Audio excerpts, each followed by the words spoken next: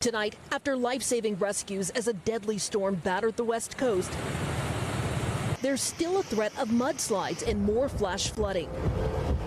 The area hardest hit, this mountain community in Wrightwood. Dina Talling is stuck there without power. How has this impacted your Christmas? Oh gosh. So I just became a grandmother for the first time 3.5 weeks ago.